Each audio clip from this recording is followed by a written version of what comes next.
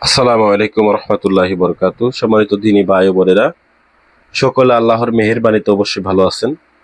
আমি দোয়া করি আপনাদের জন্য, যাতে করে সকলের সংসারে শান্তি থাকে, ভালোবাসা পরিপূর্ণতা থাকে। তো আলহামদুলিল্লাহ, আজকে আপনাদেরকে একটা বিদ্যা দেখাইতেছি, অবশ্যই নিয়ম সহ লেখা আছে। তো অনেকে মনে করেন যে নিয়ম দেওয়া আছে, স্ক্রিনশট দিয়ে দিই, কাজ করা শুরু করে দিই, পুরো ভিডিও না শুনি। তো আপনি যদি পুরো আমার কথা না শুনেন, তাহলে এইগুলা বিদ্যা যদি কাজ করেন, কোনোদিনই কাজের ফলাফল পাবেন না। তো আমার কথা শুনতে হবে, কারণ এখানে বেশ কিছু, একটা কবিরাজ হইতে গেলে, একজন তান্ত্রিক হইতে গেলে সবকিছু নিয়ম মেনে কিন্তু তারপরে কিন্তু চলতে হয়। তো আপনি যদি এই নিয়মের যদি না জানেন, তাহলে কাজ কিন্তু জীবনেও হবে না। তো আপনি যে নিয়ম করে যদি ভাতও না খান, তারপর সেই ভাতও আপনার গায়ে লাগে না। দেখবেন যে ভাত খাবেন, কিন্তু ভাত খেয়ে আপনার পেট ভরতেছে না, বা আপনার শরীরে গায়ে লাগতেছে না। তো এটাই নিয়ম। প্রত্যেকটা জিনিস নিয়মের মধ্যে দিয়ে প্রবাহিত হয়। তো এইখানে যে ভালোবাসার বন্ধনে আবদ্ধ হওয়ার যে তদবিরটা আমি আপনাদেরকে দিতেছি, এই তদবিরটার মাধ্যমে আপনারা দূর থেকে, কাছে থেকে, যে কোনো জায়গা থেকে, পৃথিবীর যে কোনো প্রান্ত থেকে, আল্লাহর মেহেরবানিতে ইনশাআল্লাহ এই নকশাটার মাধ্যমে 100% ফলাফল পাবেন। পৃথিবীর যে প্রান্ত থেকে কাজ করেন না কেন, আপনি কাউকে ভালোবাসেন, ছেলে হোক বা মেয়ে হোক, বা আপনার স্বামীর জন্য, স্ত্রীর জন্য, প্রেমিকের জন্য, প্রেমিকার জন্য, ভাইয়ের জন্য, বিশেষ করে ভালোবাসার বন্ধনে আবদ্ধ করা তদবির, এটা যার জন্য আপনি ব্যবহার করেন না কেন, 100% আপনার ফলাফল পাবেন। তো এটা অবশ্যই নিয়ম মানতে হবে। নিয়ম কিন্তু এখানে স্পষ্টভাবে লেখা আছে। এছাড়াও বেশ কিছু নিয়ম আছে, যেমন যেদিন কাজটা করবেন, অবশ্যই সেই দিন কোনো প্রকার পেঁয়াজ খাওয়া যাবে না। মুখে দুর্গন্ধ জাতীয় কোনো প্রকার মশলা জাতীয় খাবার খাওয়া যাবে না। চেষ্টা করবেন দুধ খেয়ে ওই দিন এই কাজটা করার জন্য। দ্বিতীয়ত বিষয় হচ্ছে যে কাজটা করার সময় অবশ্যই পাক পবিত্র থাকতে হবে। অপবিত্র অবস্থায় কাজটা করবেন না। কাজটাকে অবশ্যই পাক পবিত্র অবস্থায় করতে বসবেন। এখানে খেয়াল করেন কি লেখছে, খেয়াল করলে আপনারা বুঝতে পারবেন যে যদি কেহ কাহাকেও ভালোবাসার বন্ধনে আবদ্ধ করিতে চাহে, তবে নিম্নোক্ত নকশাটি কোনো পশুর নতুন চামড়ার উপর লিখিয়া আগুনের মধ্যে ফেলিয়া দিবে।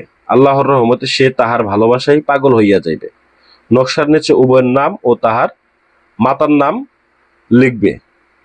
মনে রাখবেন, এখানে যে কথাটা বলা হয়েছে যে যদি আপনি কাউকে ভালোবাসেন, বা কাউকে আপনার প্রতি বাধ্যগত করতে চান, যাতে করে সে আপনাকে ভালোবাসে, এমন কিছু একটা করতে চান, তাহলে পশুর নতুন চামড়া, পশু হলেই হবে। এটা আমরা মূলত দেখা গেছে পাঠা বলি দিয়ে পাঠার চামড়ার উপরে, বা আপনার ছাগল, খাসি ছাগলের পাঠার চামড়ার উপরে, বা হরিণের চামড়ার উপরে আমরা কিন্তু এগুলো অঙ্কন করি। তো বিশেষ করে আপনারা যে কোনো পশুর চামড়ার উপরে এটা নকশাটা অঙ্কন করবেন, লিখিয়ে আগুনের মধ্যে ফেলিয়া দেবেন। জ্বলন্ত আগুনের উপরে ফেলাই দেবেন। এটা জ্বলে যা খুশি তাই হোক, আগুন জ্বলতে থাক। আল্লাহর রহমতে সে ভালোবাসে পাগল হইয়া যাইবে। নকশাটার নিচে অবশ্যই নাম মাত্র নাম লিখতে হইবে। খেয়াল করেন নিচে ফালান বিন ফালান, ফালান বিন ফালানের জায়গায় অবশ্যই এই যে এখানে যে লেখা আছে ফালান বিন ফালান, ফালান বিন ফালান, এইখানে ছেলের নাম ছেলে বাবার নাম, আর ফালান বিনতে ফালান, এখানে মেয়ের নাম মেয়ের, মায়ের নামটা অবশ্যই লিখিয়ে নিতে হইবে। তো এটা কালি হিসেবে কি মেশক জাফরান কালি। অবশ্যই এই লেখাগুলো মেশক জাফরান, আর যারা মেশক জাফরান কালি সংগ্রহ করতে পারবেন না, তারা লাল কলম দ্বারা এই নকশাটাকে অবশ্যই অঙ্কন করে কাজটা করতে পারবেন। যদি কেউ কাগজের মধ্যে অঙ্কন করে কাজ করেন, তাহলে কিন্তু এটা হবে না। তো অযথা কেউ প্রশ্ন করবেন না যে ভাই এটা কাগজের মধ্যে লিখলে হবে কিনা।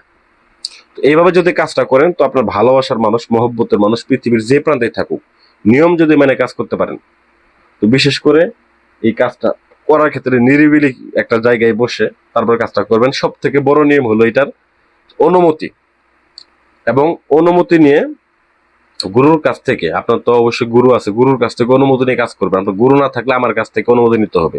বিদ্যাটা অবশ্যই আমার জাগ্রত করা বিদ্যা। আমার কাছ থেকে অনুমতি নিয়ে আপনারা যেদিনই করেন করতে পারবেন, 100% ফলাফল পাবেন এই বিদ্যাটার, আল্লাহর রহমতে ইনশাআল্লাহ। তো আল্লাহ তাআলা দুনিয়াতে সমস্যা পাঠাইছে, সমস্যার সমাধান মানুষের ভিতরেই পাঠাইছে, কুরআনুল কারীমের ভিতরে পাঠাইছে, আপনার প্রকৃতির মধ্যে পাঠাইছে। আপনি একটু দুইটা চোখ খুললে পরে নজর করলে আপনি দেখতে পাবেন।